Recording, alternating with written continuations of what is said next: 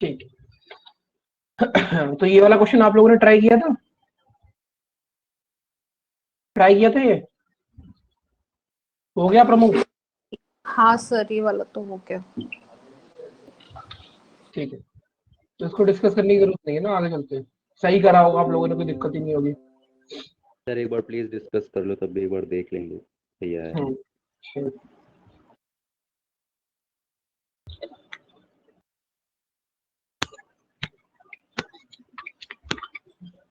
S, T, U, V, W, X, Y, and Z are sitting in a straight line equidistant from each other, but not necessarily in the same order. Some of them are facing south while some of them are facing north. अब ये सब चीजें तो आपको समझ में आनी चाहिए कि facing the same direction means if one is facing north, the other also faces north and vice versa. Facing the opposite direction means if one is facing, ये तो फालतू बातें हैं, इनको फटाफट से पढ़ के आगे निकलना। तो 8 लोग हैं। S faces north, यानी कि ऊपर की तरफ दिख रहा है, और ये 2 people sit to the right of S. इसका मतलब ये है कि अगर S नॉर्थ में देख रहा है तो उसके राइट की तरफ से 2 लोग हैं, तो S की सिर्फ यही पोजीशन हो सकती है। T sits third to the left of S. Only one person sit between T and X. या तो यहां पर आएगा या तो यहां पर आएगा। X sits to the immediate right of W, यानी कि यहां पर, और अगर नीचे होगा तो इस तरफ होगा। Only one person sit between W and Z. Both the immediate neighbor of T face the same direction. U sits third to the left of X.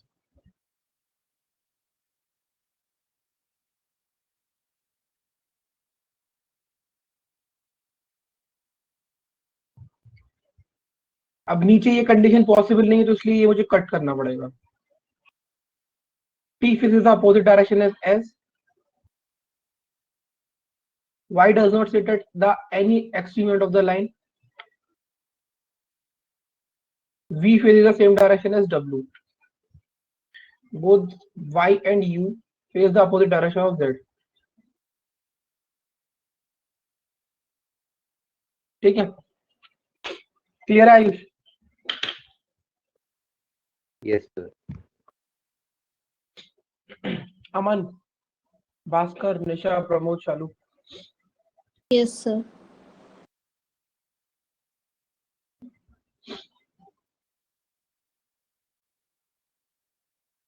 So how many persons in the given sitting arrangement faces north? तो नीचे वाला तो गलत हो गया, इसे काट दो। तो 1 2 3 4, 4 लोग नॉर्थ देख रहे हैं।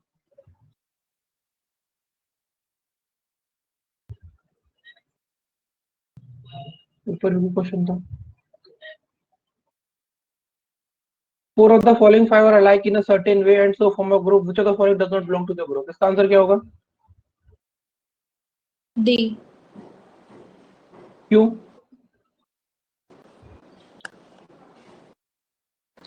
ग्रुप एक्स एंड वाई का देख रहा है ना कि अपोजिट डायरेक्शन है एक्स वाई की, और जेड और वाई की भी अपोजिट डायरेक्शन के बेसिस पे। सर टी वाई की सेम डायरेक्शन है, बाकी सब अपोजिट हैं। ठीक।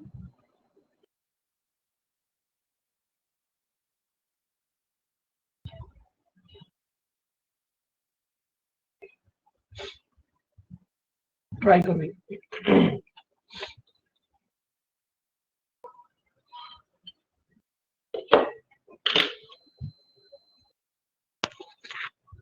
तो किया था ट्राई। ठीक है, मतलब हुआ नहीं, ट्राई कर लिया।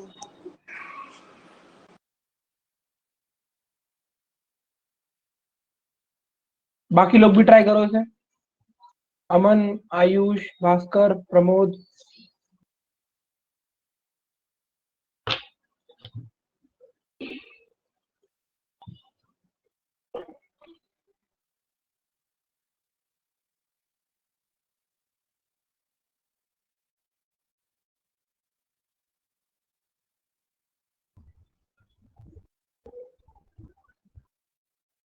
बाकी लोगों ने करा था, अमन आपने किया था, आयुष आपने किया था, भास्कर प्रमोद आपने किया था ट्राई, अभी करोगे? चलो करो इसे ट्राई, फिर तभी किया था। करो करो ट्राई करो, चलो।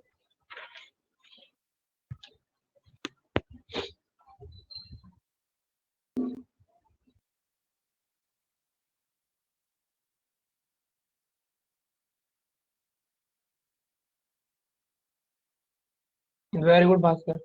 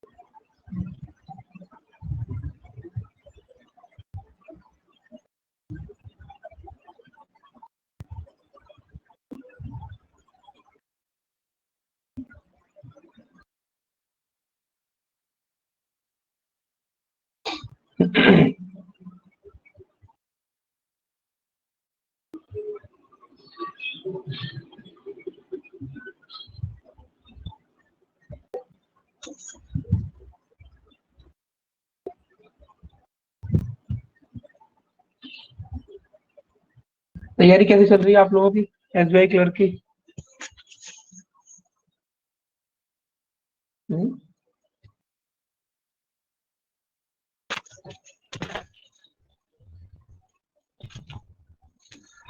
बता दो कुछ।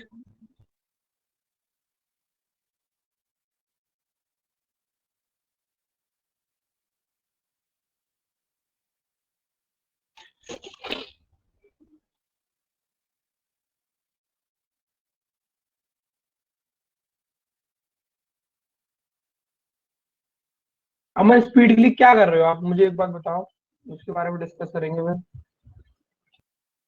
मतलब कर क्या रहे हो बेसिकली, जैसे आप आइडेंटिफाई कर रहे हो ना कि स्पीड नहीं बन रही, तो पैरामीटर भी आपको पता चल रहा होगा, मॉक्स दे रहे हो। अच्छा तो एक बात बताओ, मॉक्स में कितना स्कोर बन रहा है आपका? नहीं सही है, वो तो आप सही कर रहे हो। कितना स्कोर बनता है रीजनिंग सेक्शन की, अगर बात करूं मैं इस पे, 20 से 25?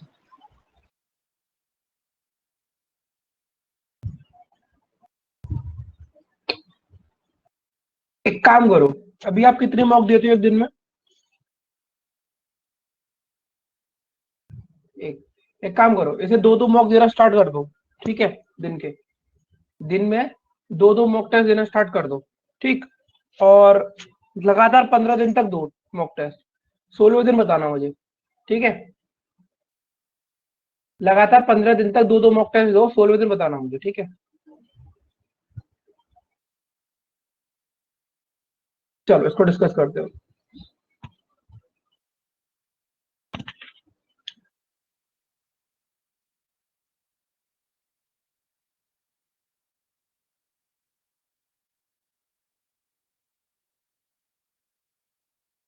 Ten persons are sitting in two parallel rows containing 5 persons in each row. In row 1, M, N, O, P, Q are seated and all are facing south. तो साउथ फेस करने का मतलब ये है ऊपर वाले रो में।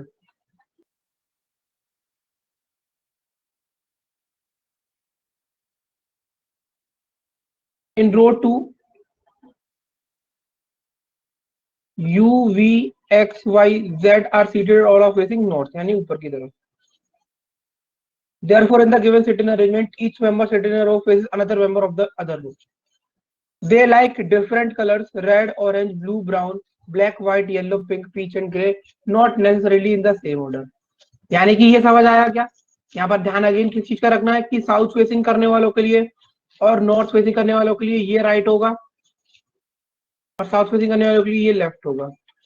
नॉर्थ फेसिंग करने वालों के लिए ये लेफ्ट होगा, साउथ फेसिंग करने वालों के लिए राइट होगा। ये पॉइंट क्लियर है सबको? ये वाला पॉइंट ऊपर जो लिखा है मैंने, सर उल्टा नहीं लिख दिया आपने? अगर Yes. नॉर्थ फेस कर रहा होगा तो राइट होगा ना? तो ये राइट होगा, ये लेफ्ट होगा, और साउथ फेस कर रहा होगा तो ये लेफ्ट होगा, ये राइट होगा। सही तो लिखा है, उल्टा क्यों लिखा है मैंने? नॉर्थ फेस करने वाला बंदा नीचे तो बैठेगा।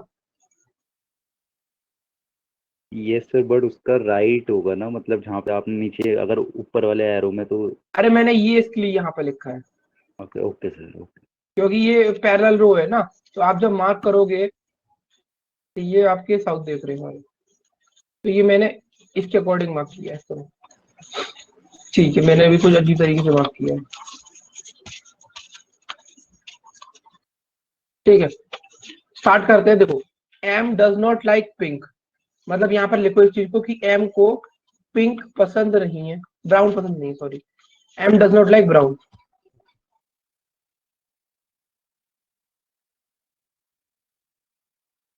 पी लाइक्स ब्लैक, पी को ब्लैक पसंद है। Y sits third to the left of you who likes yellow colour. अब यहाँ पर एक चीज, अगर आप देखो बेसिकली अगर आप चाहोगे तो इस क्वेश्चन को यहाँ से स्टार्ट कर सकते हो बनाना। देखो, Y sits third to the left of you, तो यहाँ पर सिर्फ दो कंडीशन बन सकती है। हु लाइक्स येलो, यानी कि यू को येलो पसंद है। ये नीचे से एरो हटा रहा हूँ, ठीक है, यहाँ पे मुझे कलर लिखने हैं। अगर यहाँ पर मैं दूसरी कंडीशन के साथ भी जाना चाहूंगा तो सिर्फ इसकी एक कंडीशन और बन सकती है। बताया आपको ये चीज समझ आ रही होगी? बताओ, इसके अलावा यस क्या सर। कोई और कंडीशन बनेगी? No sir. ठीक है। Now M faces immediate neighbour of Y, यानी कि देखो एम फेस किसको कर रहा है? इमीडिएट नेबर ऑफ वाई को।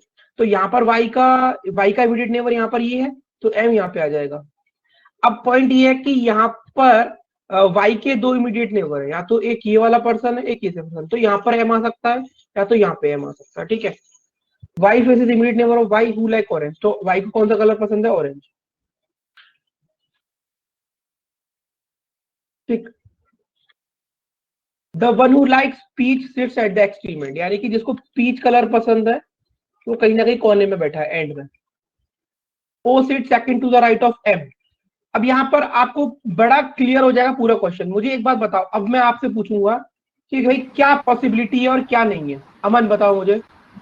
सर एक चीज पूछनी थी। बोलो। सर वो नेबर को ऑरेंज कलर पसंद नहीं है? यहाँ पर किसके लिए लिखा है? आपको ये चीज पढ़ो ना, यहाँ पर ये हु लिखा है ना, यहाँ पर कहाँ गया हु किसके लिए होता है? Faces immediate neighbour of Y who likes orange. हाँ, तो वाई लाइक्स ऑरेंज ना। हु मतलब क्या होता है? नियरेस्ट लेफ्ट रियल होता है ना,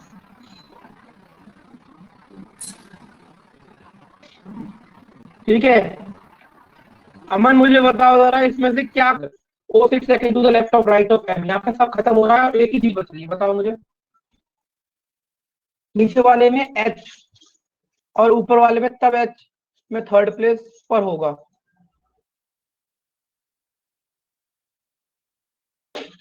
है। एक पर काम कर नीचे लो और वाली कंडीशन ही नहीं बन सकती सर, क्योंकि वो हाँ, अगर नीचे वाली कंडीशन खत्म, इस वाली कंडीशन में ये वाली एम की पोजीशन खत्म। अब क्या लिखा है, O sit second to the right of M, तो ओ आपका यहाँ आ जाएगा। ये क्लियर, यही कहना चाह रहे हो अमन?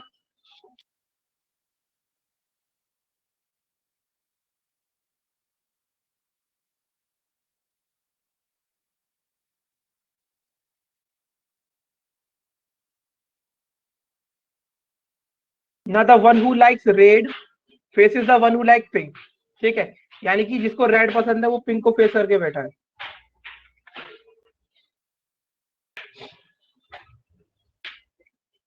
But M does not like pink, तो एम को पिंक कलर पसंद नहीं है।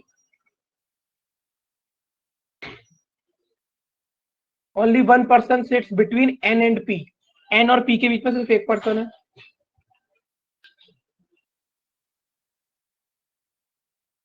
V and Z are immediate neighbours, तो देखो V और Z अगर इमीडिएट नेबर्स हैं तो ऑब्वियसली बात है कहीं ना कहीं यहाँ पर ही आएंगे, क्योंकि इमीडिएट नेबर्स की दोनों स्पेस खाली चाहिए, तो यहाँ पर M X आ जाएगा आपका, ठीक। और अगर आप इसको भी बनाने चाहते हो कि N और P के बीच में एक है, तो ऑब्वियसली बात है या तो यहाँ पर N आएगा, यहाँ पर P, यहाँ पर N या यहाँ पर P, तो जो बच गया यहाँ पर Q आ जाएगा। क्लियर है ये पॉइंट? शालू, निशा, भास्कर, प्रमोद? हाँ सर, हो गया इतना। यस सर, ये तो मैंने कर लिया था सर। ठीक है। Z does not face M and N, तो Z ना तो M को फेस करता है ना तो N को फेस करता है, तो इसका मतलब क्या है, Z अगर M और N को फेस नहीं करा तो ऑब्वियसली Z यहाँ नहीं आएगा, ठीक है। तो यहाँ पर कौन सा कौन नेबर से V एंड Z, तो V आ जाएगा। बट यहाँ पर तो मुझे Z को प्लेस करना पड़ेगा, तो अगर Z को यहाँ प्लेस करना है तो यहाँ पर N नहीं आएगा, तो फिर यहाँ पर N आएगा और यहाँ पर P आएगा, ठीक है। Okay, Z does not face M and N, who does not like grey, इसका मतलब क्या है, N does not like grey, ठीक है, इस चीज को समझो, ठीक है। यहाँ पर हु के बाद लिखा हुआ, तो ये नियरेस्ट लेफ्ट वेरिएबल की जा रहा है।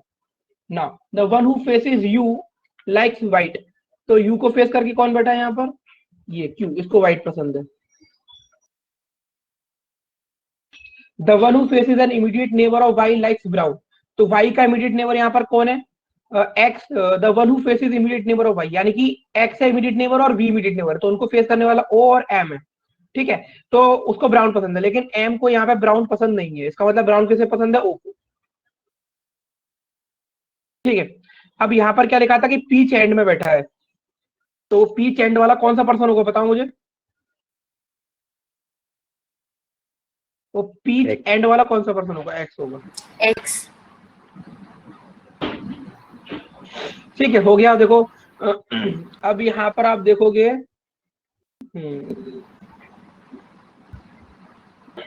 यहाँ पर पी को ब्लैक पसंद है तो यहाँ ब्लैक आ जाएगा।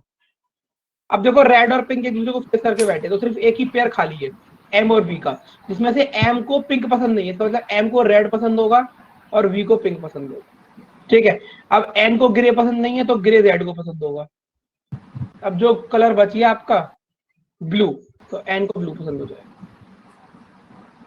समझ आया सबको क्वेश्चन? Yes sir.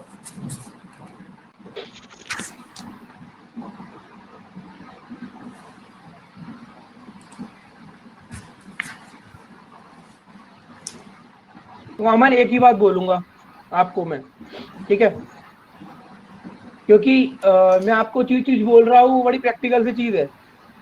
आप भले ही देखो ऐसा है, बैंकिंग के लिए आप 10 जगह से भी पढ़ लो, और एक जनरल सी बात है कि आज के टाइम में अगर आप यूट्यूब पर सर्च करने भी जाते हो, आजकल इतनी भीड़ है हर जगह, आपको वहां पर 10-100 वीडियो मिल जाएंगे एक पर्टिकुलर चीज के। लेकिन पॉइंट ये है कि बैंकिंग में आप एक बार जब बेसिक बेसिक चीजें पढ़ लेते हो, तो आपकी जो प्रैक्टिस और आपका मॉक टेस्ट होता है ना, वही फाइनल डिसीजन करता है आपका।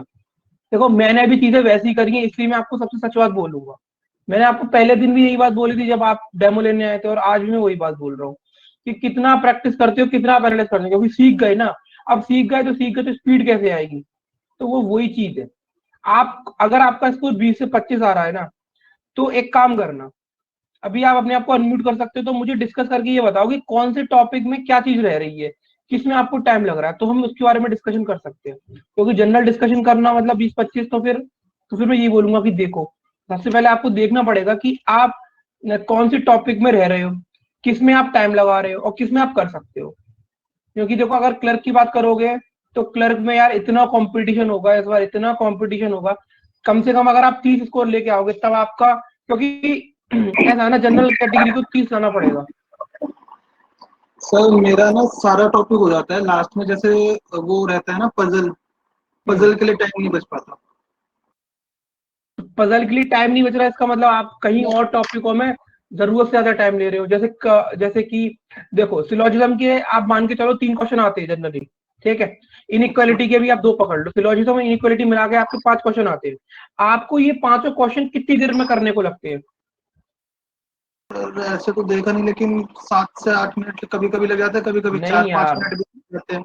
नहीं नहीं नहीं, इन 5 देखो मैं आप सॉरी वो मैंने वो कर लिया था, क्या कहते हैं उसे, डिस्टेंस एंड डायरेक्शन वाला। कभी कभी उसके बड़े आ जाते हैं ना, उसे बनाने में टाइम लग जाता है।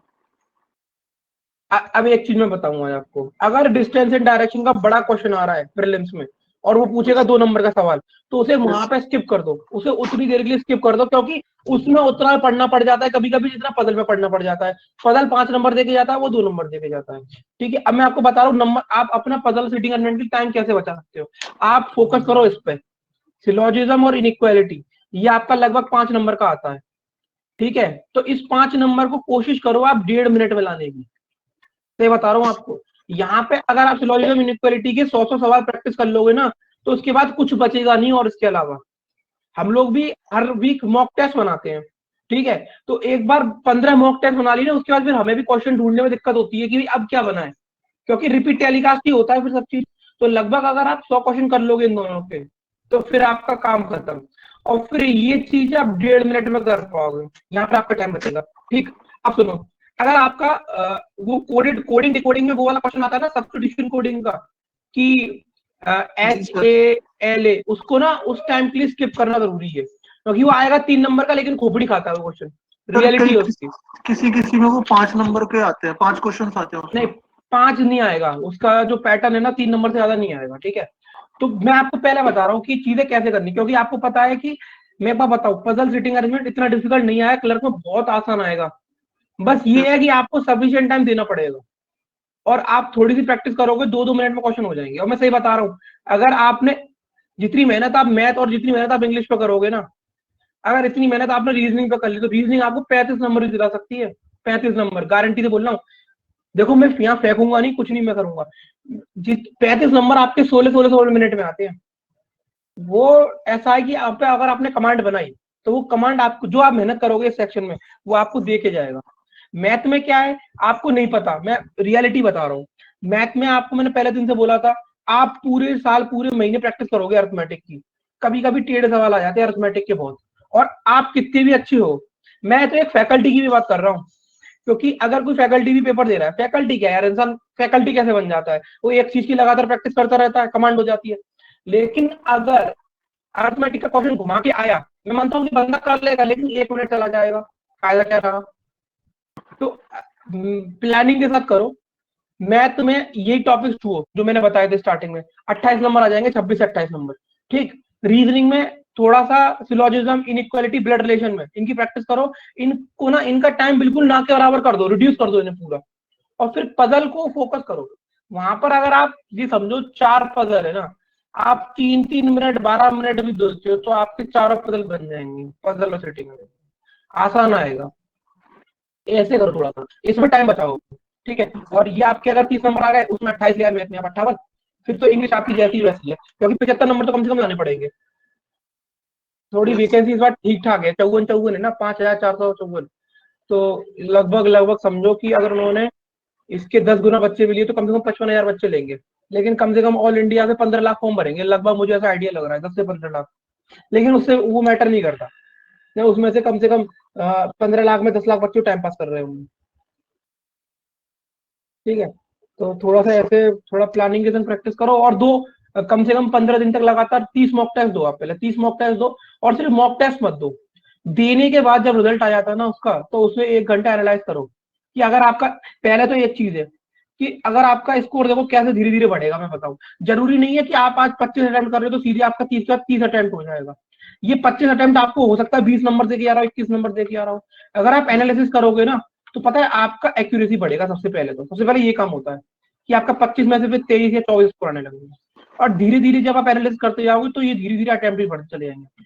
ये प्रोसेस है, इसमें टाइम लगेगा। सर अटेम्प्ट तो हो जाते हैं 30 तक, ये 30 तो में से देखो, 20-25 मार्क्स आते हैं।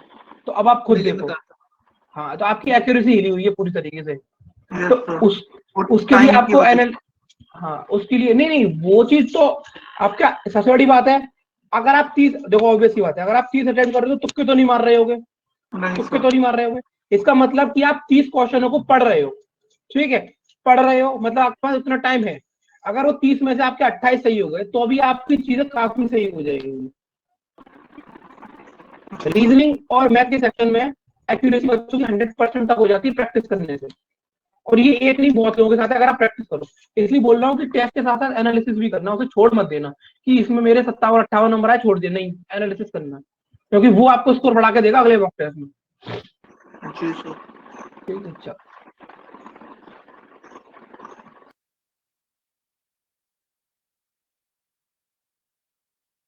इसके क्वेश्चन देख लेते हैं।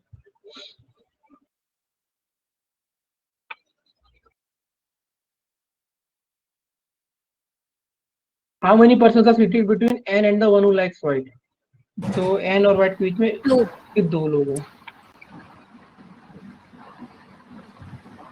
Who among the following faces P? P को कौन फेस करके बैठा है? Z. The one who likes grey or Z? The one who likes grey. Which of the following is true regarding M? बताओ जरा इसको देखकर अरेंजमेंट में से।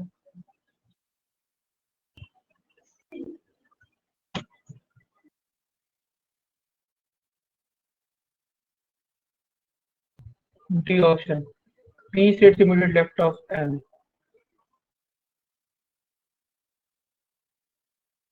सही है।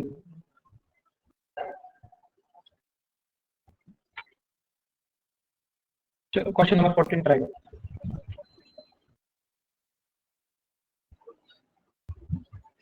ऐसा सेम क्वेश्चन आया था इस बार इसमें आपका, ऐसा सेम तो नहीं था बट हाँ इस पैटर्न का था, आरआरबी मेंस में था।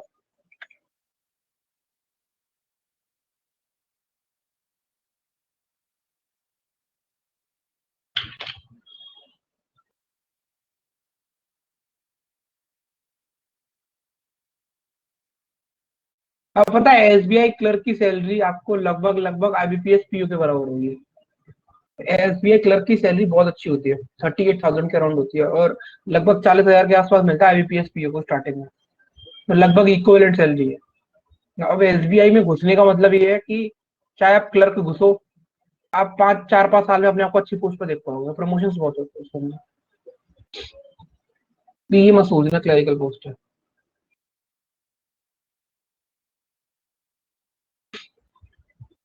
आजकल आप लोगों ने शायद एक न्यूज पे पढ़ा हुआ, एक बंदा बड़ा फेमस हुआ था 2018 में, ठीक है, उसका आप पढ़ना, ब्लॉग अभी तक शायद होगा यूट्यूब के ऊपर। वो बंदा आईआईटी बॉम्बे से बीटेक किया था उसने, ठीक है, रेलवे में ग्रुप डी में लगा था, और बड़ा खुश था वो इस चीज को लेके, वो बड़ा खुश था, ठीक है। वो तो बेवकूफ था, उसकी तो कोई बात ही नहीं। आईआईटी बॉम्बे से बीटेक किया तो भाई वैसे ही तो उतनी अच्छी नौकरी कर सकता था, लेकिन ये है कि उसका माइंडसेट ऐसा था कि सरकारी नौकरी सबसे अच्छी होती है, कुछ भी मिल जाए ये वो ये।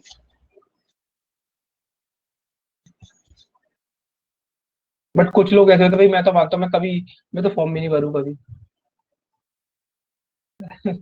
रेपुटेशन नाम की भी चीज होती है, और ठीक है, सबका अपना अपना माइंडसेट होता है। सर कई बार सिचुएशन ऐसी हो जाती है कि पर्सन को ऑप्ट करना एक बात पड़ता है। मैं समझ रहा हूँ आपकी बात, लेकिन आईआईटी बॉम्बे से बंदा बीटेक करा है, उसे कोई प्राइवेट कंपनी 15-20 हजार रुपए की नौकरी नहीं देगी। सर मैंने एम से एमएससी करी है, एमएससी करते के साथ ही जॉब लग जाती है विद स्टार्टिंग ऑफ 45-50,000। फिर नहीं मिली। अच्छा, चलो बताओ ठीक, हाँ आपकी बात समझ गया मैं। क्या कर सकते हैं। हाँ सही बात है। कई बार सिचुएशन ऐसी हो जाती है या कह दो आपकी जॉब प्रोफाइल ऐसी हो जाती है कि नहीं होता। और कोविड के टाइम पे तो सर यू बिलीव कि मैंने पिछले 2 साल में सुना ही नहीं कि कोई वैकेंसी है किसी हॉस्पिटल में। अच्छा ये तो सुना है कि वहां से सेंटर बंद हो गया है।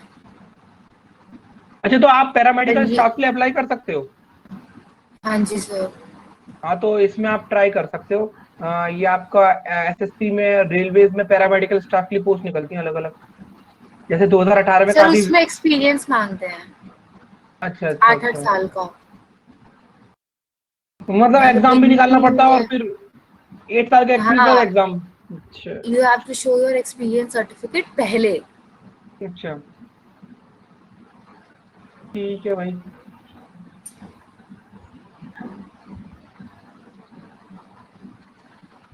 जनरल कैटेगरी वालों के लिए ज्यादा मारा मारी सब। सर मतलब वैसे प्राइवेट हॉस्पिटल्स में या कहीं पे तो जनरल का इतना कुछ वो रहता नहीं। अब मैंने सफदरजंग का फॉर्म भरा हुआ है, मेरे को अच्छा फॉर्म भरे हुए सफदरजंग। 1 साल हो गया। हम्म। वहां पे पोस्ट निकली थी। मतलब आप सुन के भी बोलोगे कि ये क्या ही सैलरी दे रहे हैं। 15,000, 11,000, 12,000। वो मेरे ख्याल से 25,000 दे रहे हैं बताओ। और जूनियर परफ्यूजनिस्ट। और अच्छा सीनियर जिसके वो 5-6 साल का एक्सपीरियंस मांग रहे हो उसके साथ 35-40 हजार दे। मे बी, नहीं तो सुना तो 30 दे रहे हैं। कोई नहीं, आप लोग इसमें मेहनत कर लो एसबीआई क्लर्क में। किस्मत थोड़ा साथ दे जाएगी और हार्ड वर्क कर लोगे थोड़ा सा, हो जाएगा। इसमें इतना बड़ा मतलब हार्ड वर्क तो करना पड़ेगा, लेकिन आपके पास अभी कुछ काम तो है नहीं। सब घर पे बैठे हो बंद कमरों में, इस चीज का फायदा उठा लो। सर ये राजीव गांधी ये हॉस्पिटल है ना यहाँ दिलशाद गार्डन वाला, ये ताहिरपुर। हाँ रोहिणी के पास जो है। नहीं नहीं, दिलशाद, अच्छा अच्छा ठीक है। दिलशाद गार्डन। हम्म यहाँ पे पोस्ट निकली थी हम्म। एंड वो 8 years का एक्सपीरियंस मांग रहे थे अच्छा। And they were giving 27,000। कोई बताओ। एक भी एक्सपीरियंस बंदा नहीं आया। मैं डॉक्यूमेंट वेरिफिकेशन कराई थी तो उन्होंने बोला आपके पास एक्सपीरियंस नहीं है। मैं क्या सर आप एक्सपेक्ट करते हो इतनी सैलरी पे आपको कोई एक्सपीरियंस बंदा मिलेगा? हाँ। तो मैं तो आ रही हूँ बिकॉज मेरे को जॉब प्रूफ चाहिए थी, हाँ। इसलिए। मेरे को वरना कौन इंटरेस्टेड होगा आपकी 25,000 वाली जॉब में, वो 8 साल एक्सपीरियंस मतलब कि पर्सन की सैलरी 60-80 थाउजेंड के बीच में सही अपना बात है। प्राइवेट हॉस्पिटल, और वो यहाँ 25,000 के लिए आके काम करेगा? बिल्कुल भी नहीं, कोई नहीं करेगा। कोई भी सब नहीं अपना। करेगा। अब तक भी वो पोस्ट फिल नहीं हुई है, 2 बार उसकी नोटिफिकेशन आ चुकी है। होगी भी नहीं। ये सिस्टम इंडिया में बड़ा खराब है, कदर नहीं है एक्सपीरियंस और की, सिर्फ नॉलेज। जितना एक्सपीरियंस एम्स वालों के पास होता है उतना किसी हॉस्पिटल के पास नहीं है। इतने नंबर ऑफ केसेस किए हैं हमने, इतना एक प्राइवेट वाला बंदा अपने मतलब कह सकते हो कि उसको कई साल लग जाते हैं करने में, जितने हमने 2 साल के अंदर करे थे बताओ। With a thesis done on my hmm. Self. मतलब खुद से की थी मैंने। अच्छा। एक इंटरनेशनल जर्नल में अपना पेपर पब्लिश करवाया था, एक नेशनल जर्नल में अपना पेपर पब्लिश कराया था, केस स्टडी। हम्म। जबकि पर्सन जो कि कई कई साल के एक्सपीरियंस होल्डर्स है उनके पास भी नहीं होता है कि उनकी केस स्टडी वगैरह पब्लिश हुई हो किसी जर्नल में। हालत खराब है इंडिया की। और मतलब ऐसा कोई केस नहीं था, चाहे कितना भी कॉम्प्लेक्स हो, कोई इमरजेंसी हो, कुछ भी हो, जो हमने ना किया हो। I even did 36 hours of duties continuously अच्छा, without sleeping for a minute. ये तो बेकदरी है नॉलेज की और लोगों की। मतलब हम लोग हमारे इतनी ज्यादा हमारे साथ करते थे ना वहां पे, हम्म। जैसे ज़ोंबी जैसी फील आने लग गई थी।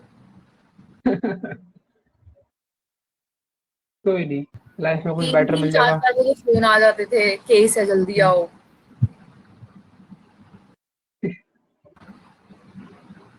कोई नहीं, बैंकिंग जॉब अगर आपका हो जाता तो अच्छा रहेगा आपके लिए। आप क्लरिकल से जल्दी अगर हार्ड वर्क करोगे यहाँ पर, तो आप पीओ मैनेजर पोस्ट पे पहुंच जाओगे 3 4 5 साल के अंदर।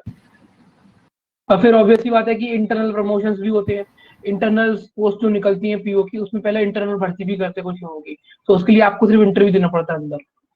तो एक अच्छा है, लग जाओ, एक चांस अच्छा है, बैंकिंग जॉब अच्छी है।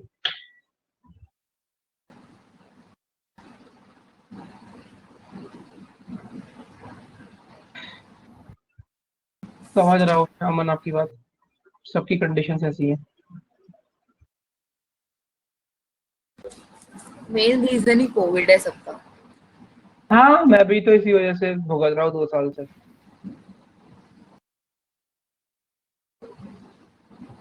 बट स्टिल बिलीव है कि अगर आपके पास नॉलेज है तो कभी बेकार नहीं जाती, आप उसका यूटिलाइजेशन कहीं ना कहीं कर सकते हो।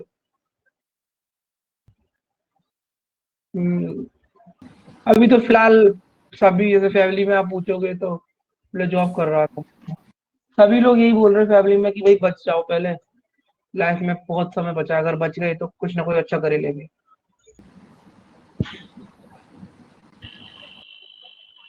यहाँ तो किसी न किसी की रोज डेथ केसेस सुनने को मिलते, और जस्ट लास्ट ईयर था, तो लास्ट ईयर में तो एक स्ट्रेंजर्स थे, मतलब इंडिया में ये हो रहा है वो रहा है, अभी तो अपने क्लोज, अपने कोई ना कोई रिलेटिव इस तरीके से चीजें सुनने को मिल रही है, तो डर और भय का माहौल बहुत ज्यादा है। चलो ठीक है, इस क्वेश्चन को करते हैं ना।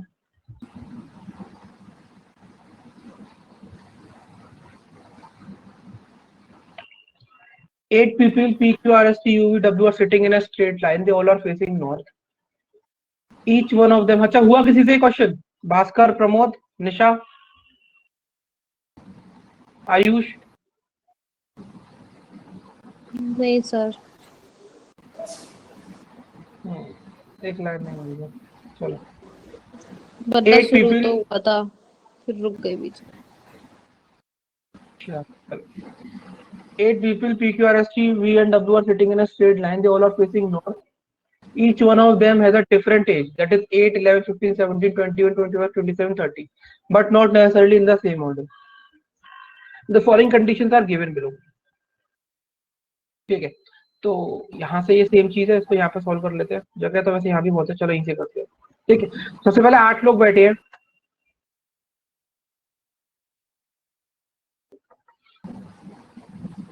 और they all are facing north. ठीक है, सबकी अलग अलग एज दी हुई है, कुछ कंडीशन दी हुई है। P sits on one of the extreme ends of the row. तो देखो, P sits at one of the extreme end of the row, तो मतलब दो ही चीज हो सकती है, या तो ये वाला रो होगा या तो ये वाला रो होगा। ठीक है, there are 3 person sits between P and the one who is 11 years old, यानी कि पी और 11 साल वाले व्यक्ति के बीच में 3 लोग हैं, तो यहाँ पर 11 ईयर का आ जाएगा, और इस केस में 11 ईयर पर्सन यहाँ आ जाएगा। ठीक है, R sits third to the left of the person who is 17 years old, तो इस चीज को मैं भी लिख नहीं सकता क्योंकि मुझे पता नहीं है, तो R sit third to the left of the person who is 17 years old. The person who is 17 years old is not immediate neighbor of the person who is 11 years old, यानी कि 17 साल वाला व्यक्ति और 11 साल वाला व्यक्ति ये दोनों एक दूसरे के एडजेसेंट नहीं बैठे, कट है ये। ठीक है, R is not 11 years old, R की उम्र 11 साल नहीं है। P is not 17 years old, P की उम्र 17 साल नहीं है। क्यू इज 15 years old, तो क्यू की उम्र 15 साल है। S is not the youngest person, इसका मतलब क्या होगा? इसका मतलब क्या एस होगा? 8 एस साल इज, का नहीं है। एस 8 साल का नहीं है, क्योंकि एस 8 सबसे कम उम्र है वहां पे। R is older than P, R उम्र में पी से बड़ा है, but his age is not a whole square number, मतलब कितनी एज नहीं हो सकती आर की, बताओ देखकर इसमें से। 25 नहीं हो सकती। 25, क्योंकि इसमें से एक ही स्क्वायर नंबर है। ठीक है, there are as many person sits between P and R is same as the person between W and who is 30 years old, यानी कि जितने लोग पी और आर के बीच में बैठे हैं, जितने लोग पी और आर के बीच में बैठे हैं, उतने लोग किसके बीच में बैठे हैं? डब्ल्यू और 30 ईयर्स ओल्ड वाले के बीच में। ठीक है,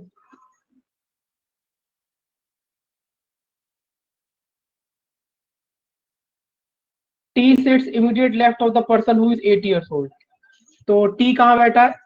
T sits immediate left of the person who is 80 years old. Q sits third to the left of S. Again इस चीज को मैं अभी पुट नहीं कर सकता.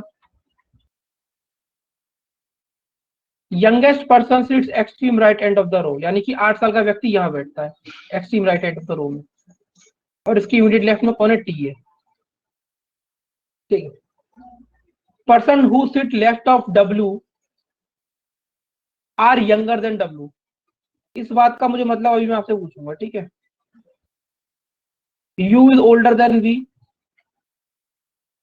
Q does not sit at the extreme left end of the row, यानी कि क्यू आपका लेफ्ट कॉर्नर में नहीं बैठा. ठीक है. अब मुझे पहले ये बताओ कि जितना भी क्वेश्चन पढ़ के डाटा को लिखा है वो सब क्लैरिटी है, उस चीज में कोई दिक्कत तो नहीं है समझने में? इसको लिखने में कोई दिक्कत तो नहीं है? जो लिखा हुआ है डाटा पूरा ऊपर से No, समझ के पढ़ के. उसमें आई थी बस, मतलब अब तो पता चल गया. वोल स्क्वायर वाले पे, उस वाले पॉइंट पे थोड़ा सा था, बाकी हो गया क्लियर. अच्छा एक चीज बताओ, डब्लू के लेफ्ट में सारे लोग छोटे हैं, इसका मतलब क्या हुआ कि डब्लू की जो एज होगी उम्र के हिसाब से, और बाएं हाथ की तरफ यानी कि लेफ्ट साइड की तरफ जितने भी लोग बैठे होंगे सारे के सारे छोटे होंगे डब्लू से. ठीक. यहाँ पर आपको एक बात और बताई गई है. चलो एक चीज बताओ, जैसे पी और आर के बीच में जितने लोग बैठे हैं उतने लोग डब्ल्यू और 30 के बीच में बैठे हैं. तो एक बात बताओ, डब्ल्यू और 30 के बीच में कितने भी लोग हो, 30 डब्ल्यू के लेफ्ट में होगा या राइट में होगा?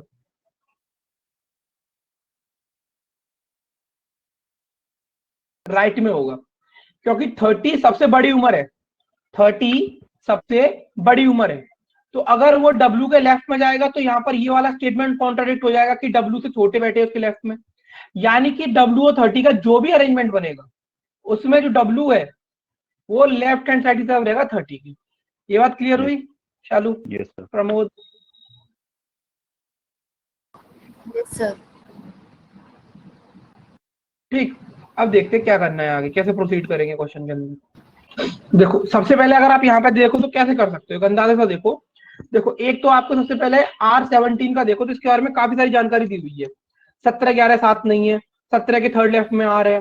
R की उम्र 11 नहीं है तो, और P की उम्र 17 नहीं है. तो काफी सारा डाटा दिया हुआ है, तो एक एक करके चेक करते हैं.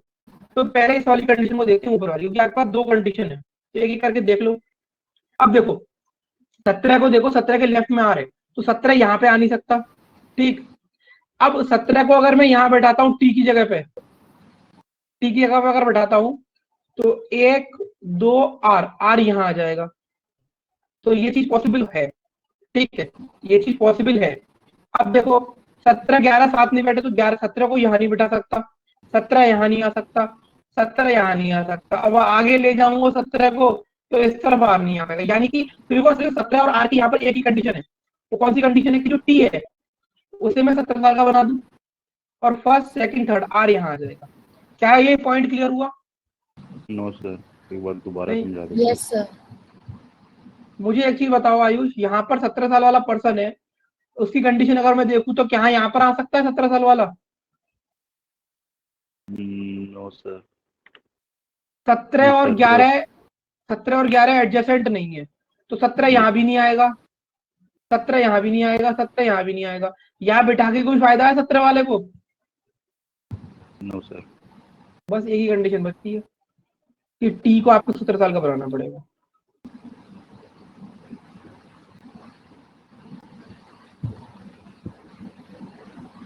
फर्स्ट, सेकंड, थर्ड R आपका यहाँ आ जाएगा. ठीक है, अभी मैं नीचे नहीं जा रहा, सिर्फ ऊपर की बात कर रहा हूँ. ठीक. अब यहाँ पर देखो ये कंडीशन हो गई आपकी, इसको चेक करा. अब यहाँ पर ये देखो, इधर कहाँ गया ये, देखो एक तो S के थर्ड लेफ्ट में Q था और Q की उम्र 15 साल थी, है ना? तो देखो अब मैं S को रख के देखता हूँ, क्या मैं S को यहाँ पे रख सकता हूँ? फर्स्ट, सेकंड, Q, क्योंकि Q तो 15 साल का है तो यहाँ पे रख नहीं सकता. बात खत्म. समझ आया ये पॉइंट? Yes sir. S को यहाँ रख नहीं सकते, यहाँ T बैठा है. ठीक. अब देखो S को मैं अगर यहाँ पे बैठाता हूँ तो 1, 2 Q यहाँ आ जाएगा 15 साल का. ठीक है, तो अगर ऐसा करता हूँ तो Q 15 साल का यहाँ पर आ सकता है एक तो, और अगर मैं इसको यहाँ पे भी लेके जाता हूँ तो एस को यहाँ बैठा सकता हूँ, तो 15 साल का क्यू यहाँ भी आ जाएगा। मतलब एस और क्यू की दो संभावना है मेरे पास अभी, एस और क्यू की दो संभावना है। तो इसको रोक के मैं इस वाली कंडीशन को चेक करता हूँ। देखो मेरी बात को ध्यान सुनना, किसको चेक करता हूँ, इसको, कि पी और आर के बीच में जितने लोग हैं उतने लोग डब्ल्यू और 30 के बीच में। तो यहाँ पर पी और आर के बीच में कितने लोग बैठे हैं, 2। दो लोग बैठे हैं। इसका मतलब क्या हुआ कि जो डब्ल्यू है, डब्ल्यू इधर आएगा और इसकी और 30 में दो लोग होंगे, लेकिन कंडीशन तो यही बनेगी इसकी, क्योंकि डब्ल्यू तो, हाँ डब्ल्यू के लेफ्ट साइड इधर सारे छोटे लोग हैं, तो 30 इस तरफ नहीं आ सकते। तो देखो 30 को रख के देखो, 30 यहाँ नहीं आएगा, 30 यहाँ नहीं आएगा, 30 यहाँ नहीं आ सकता। तो 30 को अगर यहाँ रखा तो 1 2 डब्ल्यू यहाँ आ जाएगा, ठीक। 30 को यहाँ रख नहीं सकता, 30 को यहाँ पर रखूंगा तो 1 2 यहाँ पे पी बैठा है, तो 30 और डब्ल्यू के ऊपर वाले केस में सिर्फ एक कंडीशन बनेगी। समझ आ गया ये पॉइंट? हाँ सर, और वो छोटे रहेंगे पी और इधर वाला जो हाँ रहेगा। वो तो छोटे रहेंगे। समझ आया आयुष ये पॉइंट? Yes sir. अब यहाँ पर एस को रखना आसान हो जाएगा, देखो क्योंकि अब यहाँ पे क्यू आ नहीं सकता, ठीक है। तो अब क्यू तो सिर्फ क्यू की सिर्फ एक कंडीशन बची ही है, तो क्यू हो जाएगा 15 साल का, और एस के थर्ड लेफ्ट में तो एस आ जाएगा यहाँ, ठीक। इतना हो गया। अब दो पोजीशन बची हैं, इसमें क्या लिखा था, यू वी से बड़ा है, यू वी बची है ना, तो यू यहाँ आ जाएगा और वी यहाँ आ जाएगा। तो ये बताओ, ये बैठ गए सारे लोग, ये समझ में आया? Yes sir. अब इनकी उम्र सर देख हमने लेते हैं। नीचे वाली कंडीशन में प्रोसीड क्यों नहीं किया हमने? एक एक करके चेक कर रहा था मैं, अगर ये हो भी जाएगा तो अभी से प्रोसीड कर लेंगे, ठीक है। मैं इसमें मैंने करा क्या, दो कंडीशन बन रही है, पहले एक कंडीशन चेक करा था फिर दूसरी, ठीक है। Okay sir. क्योंकि इन केस अगर पहली कंडीशन बच जाती है तो ऑब्वियसली बात है मेरा टाइम बचेगा, लेकिन अगर यस सर। वो गलत हो रहा है तो क्वेश्चन तो बनाना है, तो 1 मिनट एक्स्ट्रा सही। देखो यहां पर अब आप देखोगे, आपके पास 15 साल चली गई उम्र, क्यू की हो गई, 11 साल हो गई एस की, 8 साल हो गई वी की, 17 साल हो गई टी की, और 30 साल हो गई यू की। तो आपके उम्र कौन सी बची है, 21 25 27, ठीक है। आर 25 साल का हो नहीं सकता, तो अगर आप आर 25 का नहीं है तो आर को अगर आप 27 का रख के देखो, यहाँ पे आर 27 का हो गया, ठीक। अब यहाँ पर आर पी से उम्र में बड़ा है, पी से उम्र में बड़ा है, तो अब मैं यहाँ पे पी को 25 या 21 रख दूंगा, लेकिन मैं पी को यहाँ पे 25 नहीं रखूंगा, क्योंकि उसके लिए फिर मुझे डब्ल्यू को 21 का रखना पड़ेगा, और अगर डब्ल्यू को 21 का रखूंगा तो पी 25 का हो जाएगा, यानी कि उसके लेफ्ट में उससे बड़ा हो गया। तो डब्ल्यू को रखूंगा 25 का और पी को रखूंगा 21 का, ठीक है। अब यहाँ पर देखो आर पी से बड़ा है, ठीक है, सारी कंडीशन सेटिस्फाई हो गई, क्वेश्चन आपका बन चुका। देखो समझ आया, यही बनेगा फाइनल आंसर। Yes, sir. निशा, प्रमोद, अमन समझ आया क्या? प्रमोद को तो आ गया। Ayush? Yes sir, got it.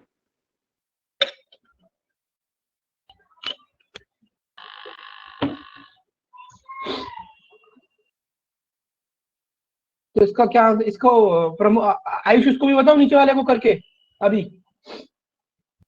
नहीं सर, मैं खुद ट्राई कर लूंगा, अभी टाइम बच जाएगा, अगर नहीं होगा तो लास्ट की। ये वैसे भी गलत ही होना है, क्योंकि सही तो हो नहीं सकता, क्योंकि ऊपर वाला सही होगा तो नीचे वाला सही होगा नहीं। तो इसको ट्राई जरूर कर लेना, आपको मालूम पड़ जाएगा कि कहाँ गलती थी इसमें। तो who among the following person sits extreme right end of the row, तो कौन बैठा है, वी बैठा है।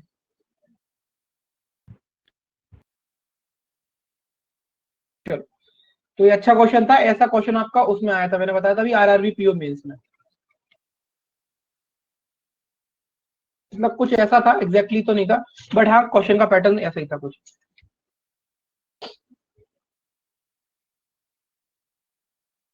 क्वेश्चन नंबर 15 ट्राई करो।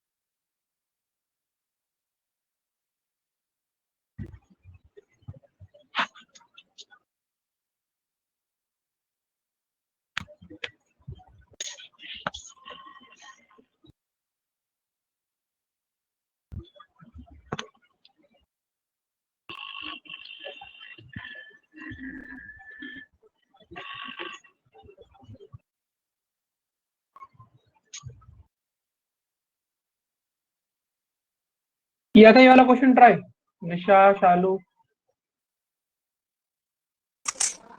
अब भी कर रहे सर? नहीं सर, बस स्टार्टिंग के 2-3 ही किए थे। ठीक है देख लो।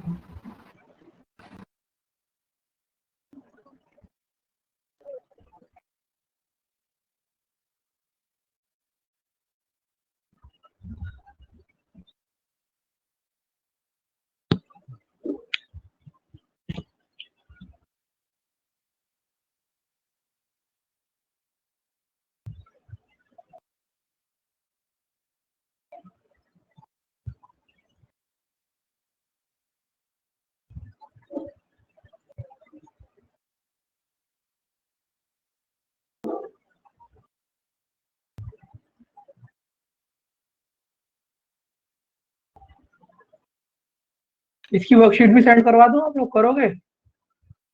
सर मिल गई सर। मिल गई? मिल गई थी सर, कल आ गई थी। कर लेना उनको ट्राई करना पूरे स्टार्टिंग से। ये तो मैं देख के आप क्लास में कराऊंगा सारे को। ठीक है सर।